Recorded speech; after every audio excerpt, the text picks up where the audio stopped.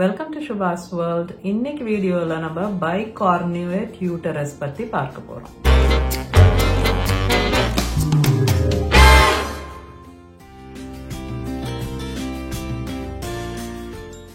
வீடியோட டீடைல்ஸ்க்கு போறதுக்கு முன்னாடி ஷவுட் அவுட் டைம்.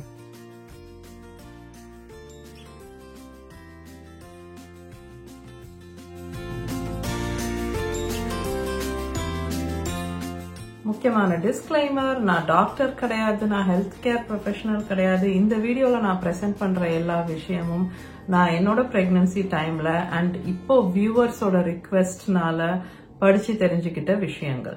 பைகார்னிவேட் யூட்டரஸ் இது ஒரு heart shaped uterus.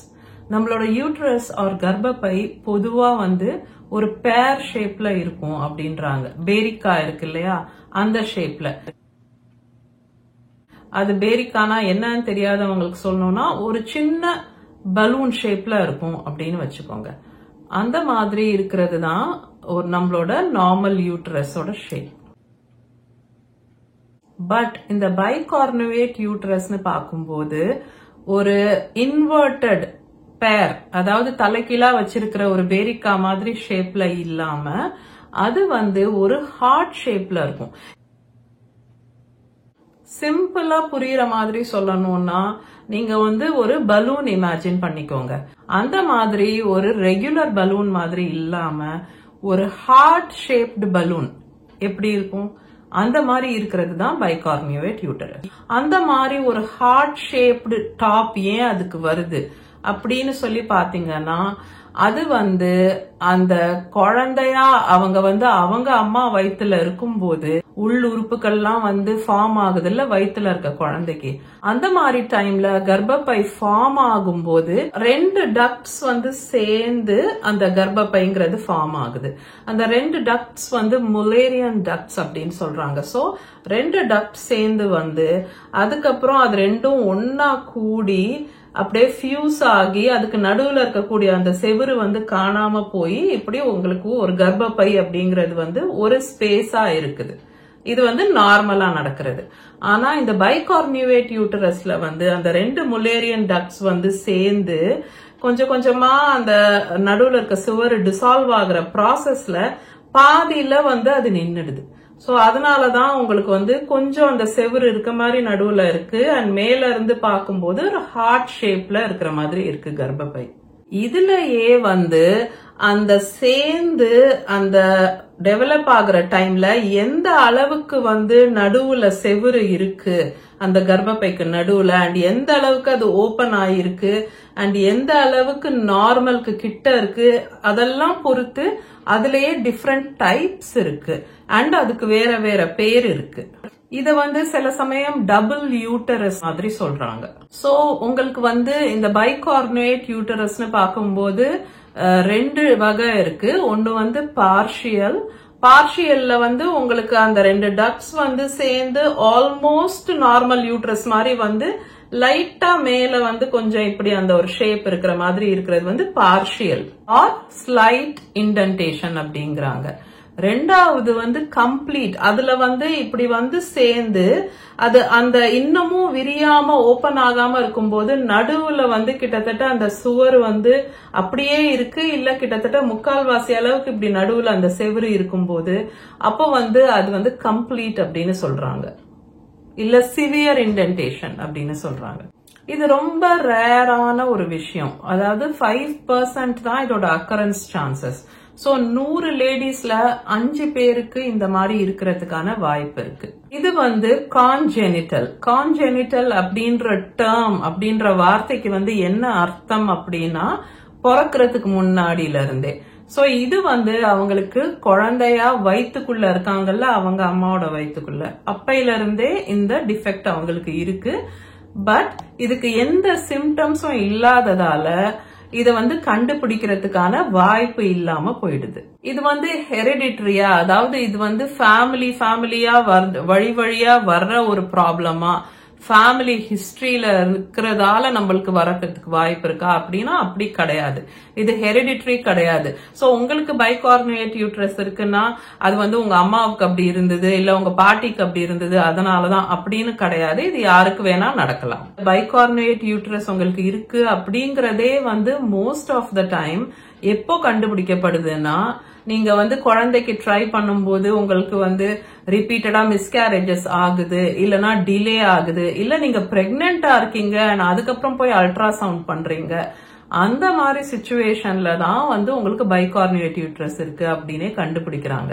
So most of the time இது வந்து ஆக்சிடென்டலா கண்டுபிடிக்கிற ஒரு விஷயமா இருக்கு. மத்தபடி இதை வந்து கண்டுபிடிக்கிறதுக்கான வாய்ப்பே இல்லாம போயிடுது. பிகாஸ் இதுக்குன்னு வந்து ஸ்பெசிபிக்கா சிம்டம்ஸ்னு எதுவும் கிடையாது. கர்ப்பப்பையோட ஷேப் வந்து வித்தியாசமா இருக்கு அதனால அடிஷ்னலா இதுக்கு வந்து வேற எந்த விதமான ஒரு சிம்டம்ஸும் இல்லாததால இதை கண்டுபிடிக்கிறதுங்கிறதே வந்து ஒரு ஆக்சிடென்டல் விஷயமா இருக்கு. காம்ப்ளிகேஷன்ஸ் வந்து எந்த அளவுக்கு இது வந்து மைல்டா இருக்கு இல்ல எந்த அளவுக்கு சிவியரா இருக்கு அப்படிங்கறத பொறுத்து வேரி ஆகுது. ரொம்ப மைல்டா தான், லேசா அந்த மேல வந்து கொஞ்சம் அந்த ஹார்ட் ஷேப் மாதிரி இருக்கு, மத்தபடி கிட்டத்தட்ட நார்மல் யூட்ரஸ் மாதிரி இருக்குன்னா அது வந்து கவனிக்கப்படாமலே கண்டுபிடிக்கப்படாமலே கூட போகலாம். சோ அது எந்த அளவுக்கு நடுவுல வந்து அந்த சுவர் இருக்கு, எந்த அளவுக்கு அந்த 2 முலேரியன் டக்டும் சரியா சேராம இருக்கு அப்படிங்கறத பொறுத்துதான் காம்ப்ளிகேஷன்ஸ் இருக்கு. காம்ப்ளிகேஷன்ஸ்னு பார்க்கும்போது பிரெக்னன்சி வந்து நடக்கிறதுல ப்ராப்ளம்ஸ் இருக்கலாம், இல்ல பிரெக்னன்ட் ஆனாலும் திரும்ப திரும்ப வந்து மிஸ்கேரேஜஸ் ஆகுது, பிரெக்னன்சி லாஸ் திரும்ப திரும்ப ஆகுது. இன்னொரு காம்ப்ளிகேஷன் ஆர் ரிஸ்க் என்ன அப்படின்னு பாத்தீங்கன்னா, நீங்க பிரெக்னெண்டா இருக்கீங்கன்னா உங்களுக்கு preterm delivery, premature delivery, அதாவது குறை பிரசவம் நடக்கிறதுக்கு வாய்ப்பு இருக்கு. பிகாஸ் நீங்க யோசிச்சு பாத்தீங்கன்னா எல்லாரோட யூட்ரஸ் மாதிரி இந்த பைகார்னியேட் யூட்ரஸ்க்கு வந்து ஃபுல்லா விரியக்கூடிய கெப்பாசிட்டி இல்லாம இருக்கலாம்.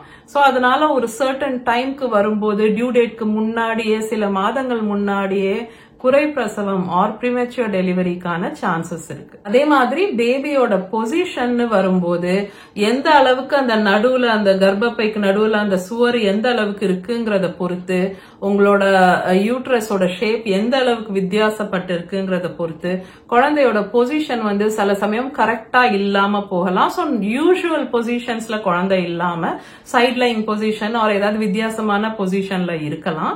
அண்ட் அதனால சிசேரியன் டெலிவரி பண்ண வேண்டி இருக்கலாம். சோ நிறைய டாக்டர்ஸ் வந்து பைகார்னியேட் யூட்ரஸ் இருக்கு உங்களுக்கு அண்ட் நீங்க பிரெக்னெண்டா இருக்கீங்கன்னா சிசேரியன் டெலிவரி தான் சேஃப் அப்படின்னு சொல்லிட்டு அதுதான் ப்ரிஃபர் பண்றாங்க. முக்கியமான விஷயம் என்ன அப்படின்னா, உங்களுக்கு பைகார்னியேட் யூட்ரஸ் இருக்குன்னா நீங்க வந்து ப்ரீடேர்ம் டெலிவரியோட சிம்டம்ஸ் என்ன, ப்ரீமெச்சூர் லேபரோட சிம்டம்ஸ் என்ன, இதெல்லாம் நீங்க தெரிஞ்சுக்கணும். சோ உங்களுக்கு அந்த சிம்டம்ஸ் ஏதாவது ஒரு 7 months 8 monthsல ஃபீல் ஆகுதுன்னா நீங்க அப்போ உடனே டாக்டர் கிட்ட போய் என்ன ஸ்டெப்ஸ் எடுக்கணுமோ அதை எடுக்கலாம். சோ இதுக்கு வந்து என்ன ட்ரீட்மெண்ட் ஆப்ஷன்ஸ் அப்படின்னு நீங்க கேட்டீங்கன்னா, மோஸ்ட் ஆஃப் த டைம் இதுக்கு வந்து சர்ஜரி தான் ட்ரீட்மெண்ட். பட் சர்ஜரிங்கிறது வந்து தேவையா இல்லையா அப்படிங்கறது வந்து எகெயின் எவ்வளவு தூரம் அது சிவியரா இருக்கு அந்த கண்டிஷன் ஆர் எவ்வளவு தூரம் அது வந்து லைட்டா இருக்கு அப்படிங்கறத பொறுத்தது. சோ கிட்டத்தட்ட நார்மல் யூட்ரஸ் மாதிரி இருக்கு, ரொம்ப சின்ன ஒரு டிஃபரன்ஸ் தான் இருக்கு, நடுவுல சுவரெல்லாம் இல்ல அப்படின்னா நீங்க நேச்சுரலாவே பிரெக்னென்ட் ஆகிறதுக்கு நிறைய சான்ஸ் இருக்கு. சோ இன்னும் கொஞ்ச நாள் நீங்க வந்து ட்ரை பண்ணலாம் அப்படின்னு உங்க டாக்டர் சஜஸ்ட் பண்ணலாம். பட் உங்களோட கர்ப்பப்பையில வந்து அந்த பைகார்னிவேட் யூட்ரஸ்ல வந்து அந்த கண்டிஷன் ரொம்ப சிவியரா இருக்கு, கம்ப்ளீட் பார்ஷியலா இல்லாம கம்ப்ளீட் செப்பரேஷன் மாதிரி இருக்கு, அந்த சுவர் வந்து இப்படி இருக்கு அப்படின்னா அப்ப பிரெக்னன்சிக்கான சான்சஸ் ஆர் காம்ப்ளிகேஷன்ஸ் வந்து ரொம்ப டிஃபிகல்ட்னு ஆற சிச்சுவேஷன்ல வந்து அப்ப சர்ஜரி தான் ஒரே ஆப்ஷன். சர்ஜரிய வந்து மெட்ரோபிளாஸ்டி அப்படின்னு சொல்றாங்க. சர்ஜரி வந்து ஒரு லாப்ரோஸ்கோபிக் சர்ஜரி. பட் ஆனா இது கொஞ்சம் கான்ட்ரவர்ஷியல். பிகாஸ் இதுக்கு வந்து சக்சஸ் ரேட் கிரேட் அந்த மாதிரி எல்லாம் கிடையாது. சோ இது ஒரு கான்ட்ரவர்ஷியலான ஒரு விஷயமா இருக்கு. ரொம்ப தூரம் அப்ரூவ் கிடையாது, இல்ல எல்லா டாக்டர்ஸும் இதுக்கு ஸ்ட்ரெயிட்டாவே போறது கிடையாது. அந்த காரணத்தினால இன்கேஸ் உங்களுக்கு பைகார்னிவேட் யூட்டரஸ் அண்ட் உங்களுக்கு சிவியர் இன்டென்டேஷன் இருக்கு, கர்ப்பப்பையில வந்து அந்த நடுவுல ஒரு சுவர் இருக்க மாதிரி இருக்கு, கன்சீவ் ஆகுறது ரொம்ப கஷ்டம் அப்படின்னு நீங்க சர்ஜரி கோ த்ரூ பண்ணீங்கன்னா நீங்க வந்து குழந்தைக்கு ட்ரை பண்றதுக்கு வந்து அட்லீஸ்ட் 3 to 6 months ஆவது கண்டிப்பா வெயிட் பண்ணணும் அப்படின்னு சொல்றாங்க. ஏன்னா யூட்டரைன் ரப்சர்க்கான ரிஸ்க் இருக்கு. அந்த தையல் போட்ட இடம் இருக்கும் இல்லையா, அது வந்து அந்த யூட்ரஸ் பெருசாகும் போது பிரெக்னன்சில அந்த தையல் போட்ட இடம் வந்து பிரியறதுக்கோ ரப்சர் ஆகுறதுக்கோ அந்த சான்சஸ் இருக்கு. அண்ட் அந்த ரிஸ்க் வந்து இருக்கிறதால நீங்க கொஞ்சம் வெயிட் பண்ணி தான் கன்சீவ் பண்ணணும். பேபி வந்து நார்மலா இருப்பாங்களா அப்படின்னு கேட்டீங்கன்னா, ஒன்ஸ் பிரெக்னன்சி நடந்து பிரெக்னன்சி நல்லா ப்ரோக்ரஸ் ஆயிட்டு இருக்கு, எந்த ப்ராப்ளமும் இல்ல அப்படின்னா பேபி வந்து ஹெல்த்தியான பேபி அண்ட் அவங்களுக்கு இந்த பைகார்னிவேட் யூட்ரஸ்னால எந்த ப்ராப்ளமும் வராது. இல்ல அவங்கள எந்த அப்நார்மாலிட்டி எந்த இஷ்யூஸும் வந்து உங்களுக்கு பைகார்னிவேட் யூட்ரஸ் இருக்கிறதால வரதுக்கு வாய்ப்பு கிடையாது. அவங்க வந்து மத்த பேபிஸ் மாதிரியே தான். ஆனா உங்களோட அந்த கண்டிஷன் அந்த பைகார்னிவேட் யூட்ரஸ் இருக்கிறதால உங்களுக்கு ப்ரீமெச்சூர் டெலிவரிக்கான ரிஸ்க் இருக்கு. அது மட்டும் நீங்க மைண்ட்ல வச்சுக்கோங்க. சோ உங்களுக்கு அதிகப்படியான டெஸ்டிங் இருக்கலாம். எஸ்பெஷலி டெலிவரி கிட்ட வரும்போது உங்களுக்கு யூட்ரஸ் நல்லா எக்ஸ்பேண்ட் ஆகுதா, பேபிக்கு வந்து கம்ஃபர்டபுளா இருக்கிற அளவுக்கு ஸ்பேஸ் இருக்கா, அந்த மாதிரி விஷயங்கள்லாம் டாக்டர் இன்னும் கொஞ்சம் அதிகமா செக் பண்ணுவாங்க. ஆல்சோ ப்ரீமெச்சூர் லேபருக்கான ரிஸ்க் எவ்வளவு இருக்கு அதெல்லாமும் பார்த்துட்டு இருப்பாங்க. அதனால கொஞ்சம் அடிஷனல் டெஸ்டிங் இருக்கலாம். மத்தபடி பேபி வந்து ஹெல்த்தி பேபியா தான் இருப்பாங்க. ஓகே, சோ பைகார்னிவேட் யூட்ரஸ் பத்தி எனக்கு தெரிஞ்ச விஷயங்கள்லாம் நான் இந்த வீடியோல ஷேர் பண்ணிருக்கேன். உங்களுக்கு வேற ஏதாவது டவுட்ஸ் ஆர் क्वेश्चंस இருந்தா எனக்கு கமெண்ட் செக்ஷன்ல சொல்லுங்க. நான் எல்லா கமெண்ட்ஸ்க்கும் ரெஸ்பாண்ட் பண்ணுவேன். ஓகே, சோ உங்க எல்லாரையும் நான் இன்னொரு வீடியோல மீட் பண்றேன். until then take care.